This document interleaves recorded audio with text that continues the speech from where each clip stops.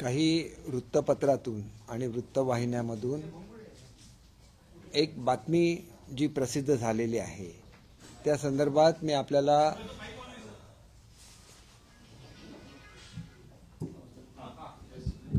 आपल्याला सांगू इच्छितो की मी बीडला गेलेलो होतो आणि हा शासकीय पूजेचा कार्यक्रम होता आणि मी ज्या वेळेला माझी प्रेस चालू होती त्यावेळेला एक मुलगी म्हणजे एक कॅन्डिडेट ह्या प्रेसच्या मध्ये आली. वास्तविक प्रेस चालू असताना कोणी मध्ये येण्याची काही आवश्यकता नसते, कारण प्रेस संपेपर्यंत थांबू शकतात आणि मी ज्याला सांगितलं की ही प्रोसेस सुरू झालेली आहे आणि माझी प्रेस कॉन्फरन्स चालूच होती त्यावेळेला, म्हणजे प्रेस मीडियावर चालू होती, त्याला पुन्हा पुन्हा प्रश्न विचारले.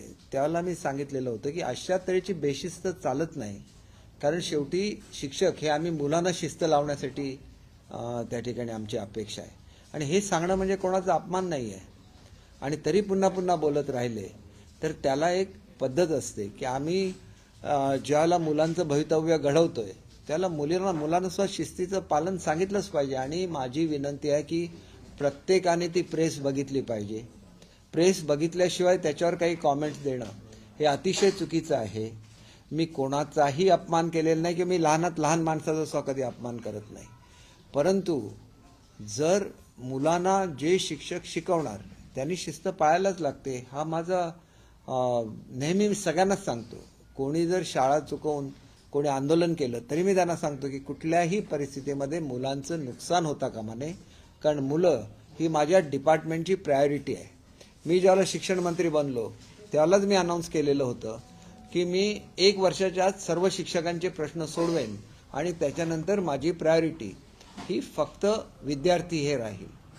आणि कोणी जर ऑनलाईन अर्ज केलेला असेल तर त्या ठिकाणी कधी जाहिरात येणार वगैरे सगळ्याचं स्पष्टीकरण तिथं लिहिलेलं असतं, त्याचे टप्पे ठरलेले आहेत आणि त्या टप्प्याप्रमाणे ती कारवाई चालू आहे. आणि त्याच्यामुळे एकदा आम्ही भरतीची परीक्षा घेतल्यानंतर ती कारवाई पूर्ण होणार हे उघड आहे. परंतु ही सुद्धा चौकशी माझ्याकडे कोणी अन्यथा केली तर मी त्याची उत्तरं देत असतो, परंतु प्रेस चालू असताना कोणी मध्ये येणं हे शिस्तीला धरून नाही, कारण प्रेसच्या वेळेला तो अधिकार प्रेसचा असतो आणि त्याच्यामुळे स्टेटमेंट काढायचं. सुप्रियाताईंनी सुद्धा स्टेटमेंट काढलंय. सुप्रियाताईंनी साहेबांच्या प्रेस बघाव्या, त्यामध्ये चुकीचा कोणी प्रश्न विचारला साहेब ताबडतोब त्याला थांबवतात. कोणाला थांबवणं हा अपमान नसतो. आणि परत परत कोणी जर शिस्तभंग केला तर त्याच्यावर अशासाठी कारवाई केली पाहिजे की पुढे मग हेच चालू राहणार. उद्या शिक्षक बनल्यानंतर काय करणार? मुलांना शिस्त लावायची तर अगोदर आपण शिस्तीचं पालन करायला लागतं. प्रेस कॉन्फरन्स संपेपर्यंत थांबू शकतात. मी थांबायला सांगितलं, मी उत्तर दिलं आणि थांबायला सांगितलं, पुन्हा मध्ये मध्ये बोललं तर मला मग सांगायला लागलं की मुलांचा अधिकार पहिला आहे. कोणाला नोकऱ्या पाहिजेत, कोणाला नोकरी मिळवणं हे नंतरचं आहे, परंतु माझ्या मुलांना जर कोण शिस्त शिकवणार नसेल तर ते मी सहन करू शकणार नाही. आणि असं जसंच्या तसं माझी मुलाखत आहे, कोणीही माझी मुलाखत बघावी. मुलाखत न बघता बातम्या देणं किंवा त्याच्यावर काही कॉमेंट करणं योग्य नाही. त्याच्यामुळे माझी एकच विनंती आहे, सगळ्यांनी अवश्य ती मुलाखत बघावी. आणि ती मुलाखत बघताना मी काय त्या मुलीशी बोलत अजिबात नव्हतो. माझी प्रेस कॉन्फरन्स सुरू होती. हे अगोदर लिहिलं होतं की शी डिस्टर्ब ड्युरिंग माय प्रेस कॉन्फरन्स. आणि असं कोणाच्याही प्रेस कॉन्फरन्समध्ये आता जर मी आपल्याशी बोलतोय आणि ही प्रेस कॉन्फरन्स घेतलं तर त्रयस्थ व्यक्ती येऊन ह्या प्रेस कॉन्फरन्समध्ये काही बोलू शकत नाही. त्यांनी प्रेस कॉन्फरन्स होईपर्यंत थांबावं, नंतर मला भेटावं. मी शांतपणे प्रत्येक गोष्टीचं उत्तर देत असतो. पण ही शिस्त ज्याला शिक्षक बनायचं त्यांनी ही शिस्त पाळलीच पाहिजे. उद्या मी जर गावामध्ये गेलो तर कुठलाही तलाठी, कुठलाही ग्रामसेवक जो शासकीय नोकर आहे अशा तऱ्हेचं बेशिस्त वर्तन करत नाही. आमच्याकडे आम्ही अतिशय आदर हा शिक्षकांचा ठेवतो, ते वेगळ्या तऱ्हेचं प्रोफेशन आहे, परंतु त्याचबरोबर सरकारी नोकराचा दर्जा आम्ही त्यांना दिलेला आहे. त्याच्यामुळे ती शिस्तसुद्धा पाळणं अपेक्षित आहे. आणि त्याच्यामुळे निश्चितपणे ते तर अजून शिक्षक सुद्धा बनलेले नाही आहेत, तर त्यांनी ती शिस्त पाळावी एवढंच मी सांगितलेलं आहे. आणि त्याच्यामध्ये चुकीचं काही नाही आहे, कारण प्रेस कॉन्फरन्स चालू होती हे त्याच्यामध्ये लिहिलेलं नाही आहे. आणि प्रेस कॉन्फरन्सच्या मध्येच एखादी मुलगी येणे की जी कॅन्डिडेट आहे तर ते शिस्तीला धरून नाही. त्यांनी थांबलं पाहिजे माझी प्रेस कॉन्फरन्स संपेपर्यंत. आणि ही प्रत्येकाला हे पाळायलाच लागतं पथ्य, आणि ते पथ्य प्रेस कॉन्फरन्स चालू होती हे मुख्य आहे. प्रेस कॉन्फरन्सच्या मध्ये आल्यानंतर तरी पण मी 1 मिनिटात उत्तर दिलेलं होतं की भरतीची प्रक्रिया सुरू आहे. त्याच्यानंतर माझ्याशी चर्चा ही माझी प्रेस संपल्याशिवाय करू शकत नाही, कारण ती ऑनलाईन प्रेस आहे. माझं रेकॉर्डिंग चालू होतं आणि त्याचं रेकॉर्डिंग सर्वांनी अवश्य बघावं, महाराष्ट्रातल्या सर्वांनी अवश्य बघावं, म्हणजे त्यांना कळेल की माझं पूर्ण डेडिकेशन हे विद्यार्थ्यांच्या हिताकडे आहे. आणि कुठलीही बेशिस्त मी विद्यार्थ्यांच्या जे शिक्षक त्यांना शिकवणार आहेत त्यांनी सुद्धा तसंच शिस्तीचं म्हणजे तीच शिस्त पाळावी अशी माझी नॅचरली अपेक्षा आहे. आणि ते जर भरती होत आहेत तर त्यांनी सुद्धा हे समजून घेतलं पाहिजे की पुढच्या काळामध्ये आपण जसं वागणार तसे आपले विद्यार्थी वागणार. आणि त्याच्यामुळे शिक्षकांनी ज्यांना शिक्षक बनायचं आहे त्यांनी सुद्धा शिस्तीचं पालन केलं पाहिजे.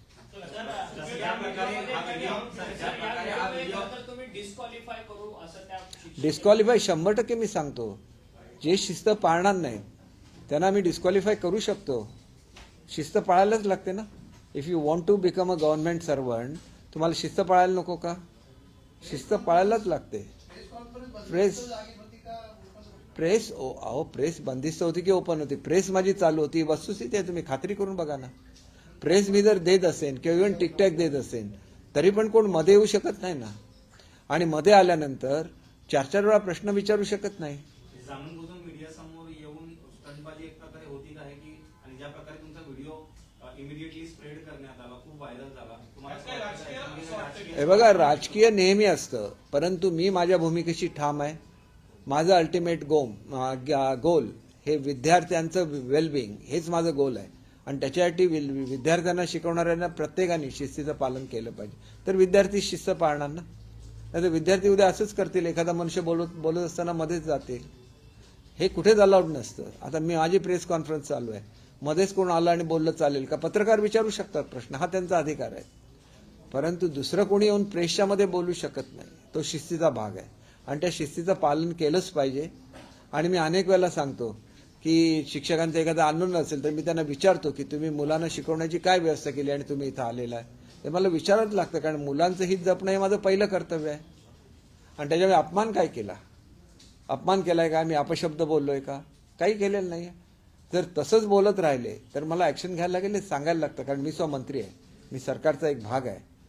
असं कोणी येऊन काही शिस्तीचं हे करू शकत नाही. आणि ज्याला गव्हर्नमेंटमध्ये यायचंय त्यांनी तर शिस्त पाळलीच पाहिजे, कारण गव्हर्नमेंटचं वैशिष्ट्य राहिलेलं आहे महाराष्ट्राचं की प्रत्येक गव्हर्नमेंट सर्वंट हा शासनाची शिस्त पाळतोच. हे महाराष्ट्रामध्ये कधीही घडलेलं नाहीये. सर, विरोधकांनी खरं तर तुमच्या त्या डिस्क्वालिफिकेशन तुम्ही जे बोललाय डिस्क्वालिफाय करू त्या वक्तव्यावरती सगळ्या नेत्यांनी विरोधकांनी ट्विट केलेला आहे. खरं तर आता तुम्ही बोलताना उल्लेख केला की ती महिला अजून गव्हर्नमेंट सर्वंट अर्थात शिक्षक भरती प्रक्रियेत ती म्हणजे ती शिक्षिका झालेली इच्छुक आहे. दुसरीकडे तुम्ही डिस्क्वालिफाय करणार. हे बघा, एखाद्याने चुकीचं वर्तन केलं तर त्याची नोंद होते ना. नोंद होते की होत नाही मला सांगा. ज्याला आपण कॅरेक्टर सर्टिफिकेट का मागतो गव्हर्नमेंट सर्व्हिसच्या वेळेला, त्याने व्यवस्थित वागावं अशी अपेक्षा असते ना. मी जर सांगतोय की तुम्ही थांबा, माझी प्रेस चालू आहे ही तर वस्तुस्थिती आहे ना. ऑब्जेक्शन घ्यायचं काहीच मिळत नाही म्हणून काही पकडायचं, एखादं वाक्य पकडायचं, ह्याला काय अर्थ नसतो. एकाने तरी सांगितलं का?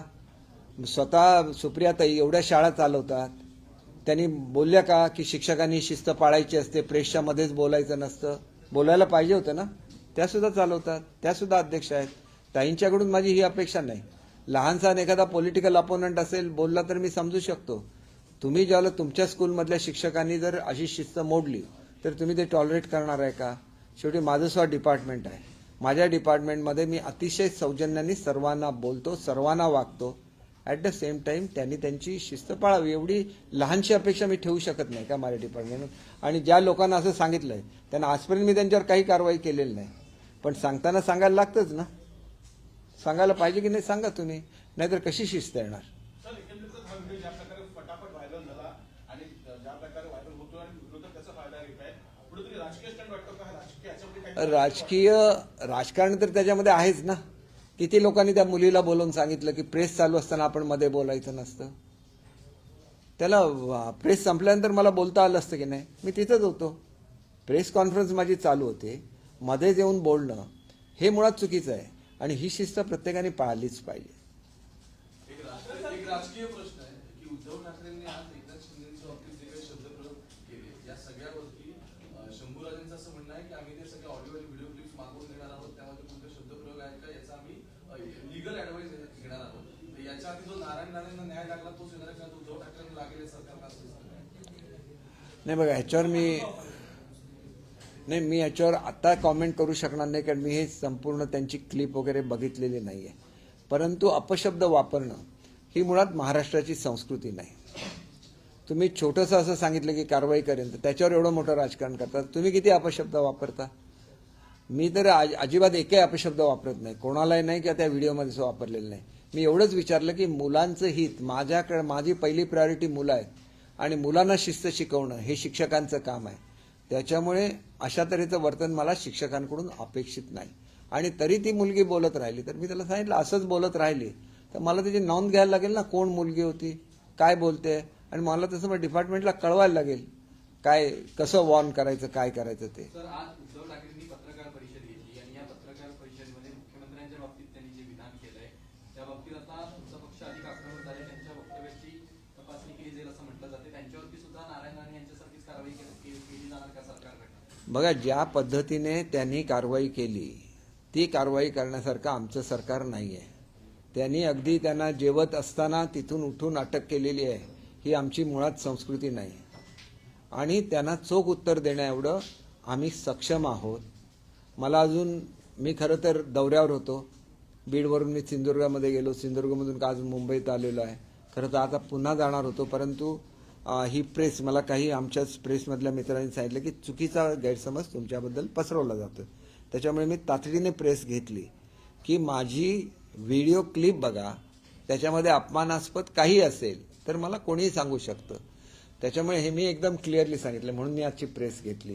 तुम्ही सांगता तो विषय आहे असं वक्तव्य हे जबाबदार पक्षाच्या प्रमुखांनी करता कामा नये असं माझं स्पष्ट मत आहे. मी त्यांचं वक्तव्य तपासून बघेन. शंभूराजेंनी जे दिलेलं आहे ते शंभूराजेंनी निश्चितपणे ते सगळ्या क्लिप्स मागवलेल्या असतील आणि त्याच्यावर विचार करून काय करायचं ह्याच्यावर पक्ष निर्णय घेईल. एकीकडे सर, हिंदी में बताइए, आपका एक वीडियो वायरल हो रहा है जिसमें राज्यामध्ये आप दुष्काळ आहे, राज्यामध्ये दुष्काळ असताना एक मिनिट. मुख्यमंत्री तेलंगणावर प्रचार करताय असाही आरोप उद्धव ठाकरेंनी केला. हे बघा, दुष्काळाच्या संदर्भातली सगळी कारवाई ही दर कॅबिनेटला आमची चालू असते. किती दुष्काळग्रस्त तालुके आहेत, किती दुष्काळग्रस्त मंडळं आहेत याची यादी सुद्धा आम्ही जाहीर केली आहे आणि सातत्याने ती अपग्रेड होते. ज्यांनी कधीही शेतकऱ्यांकडे बघितलं सुद्धा नाही त्यांनी अशी विधानं करणं साफ चुकीचं आहे. कारण आम्ही नेहमी काम करणारं हे सरकार आहे आणि सातत्याने काम करत असतं आणि त्याच्यामुळे शेतकऱ्यांना सुद्धा वेळच्या वेळी न्याय मिळत असतो, ही वस्तुस्थिती आहे. तुम्हाला प्रश्न विचारणारी जी मुलगी आहे ती शिक्षिका आहे की डीएड पास झालेली? नाही, बघा असं आहे की अनेक मुलं, 2 लाख मुलं याला बसलेली आहेत, बरोबर आहे. त्यांची परीक्षा तर मे महिन्यातच झालेली आहे. मे महिन्यात परीक्षा झाल्यानंतर कोर्टाचा स्टे होता. स्टे उठल्यानंतर प्रत्येक जिल्ह्याचं त्या ठिकाणचं रोस्टर तपासायला लागतं. रोस्टर तपासल्यानंतर एक शासनाने अतिशय महत्त्वाचा निर्णय घेतला जो सगळ्यांना कळला पाहिजे की याच्यापुढे जनरल ज्या सरकारी नोकऱ्यांच्या बदल्या होतात त्या पद्धतीने शिक्षकांच्या बदल्या होणार नाहीत. त्यांना स्थैर्य लाभलं पाहिजे आणि त्याच्याचबरोबर शिक्षणाचा दर्जा सुद्धा सुधारला पाहिजे. म्हणून त्यांनी जी शाळा सिलेक्ट केलेली आहे तिथं त्यांना काम करण्याचा चॉईस दिलेला आहे. या परिस्थितीमध्ये नव्या मुलांची भरती होण्यापूर्वी ती यादी फायनल व्हायला लागते. त्याप्रमाणे प्रत्येक जिल्हा परिषदेने मागणी करायला लागते आणि ही मागणी करायची शेवटची तारीख त्यांना 5 डिसेंबर आहे आणि 5 डिसेंबरपर्यंत प्रत्येक जिल्हा परिषदेने मागणी करायलाच लागेल. आणि मग आपल्याला कुठला जिल्हा पाहिजे त्याप्रमाणे चॉईस हा त्या मुलांना असतो जे सिलेक्ट झालेले आहेत. त्याच्यामुळे जो मनुष्य लिस्टमध्ये वरचा आहे त्याला अगोदर चान्स असणार त्याचा जिल्हा निवडण्याचा. अशा पद्धतीने प्रत्येकाचे जिल्हे निवडले जातात. त्यांना त्या त्या जिल्ह्यामध्ये पोस्टिंग दिली जाते आणि नंतर ही प्रक्रिया पूर्ण होते. ही प्रक्रिया प्रत्येक शिक्षक भरतीमध्ये राबवली जाते. ज्यांना शिक्षकांमध्ये भरती व्हायची आहे त्यांना माहिती आहे आमची परीक्षा झालेली आहे, साईट ओपन झालेली आहेत, त्यांनी जी माहिती भरलेली आहे ती व्हेरीफाय करायची होती ती झालेली आहे आणि ती झाल्यानंतर जिल्हा परिषदा आपापलं जाहिरात देत असतात. म्हणजे मला किती शिक्षक पाहिजेत आणि त्याच्यावर इच्छुक मुलाने आपल्या जिल्ह्याचा चॉईस करायचा असतो. तर ती प्रक्रिया 5 डिसेंबरला सुरू होणार आहे. त्याच्यामध्ये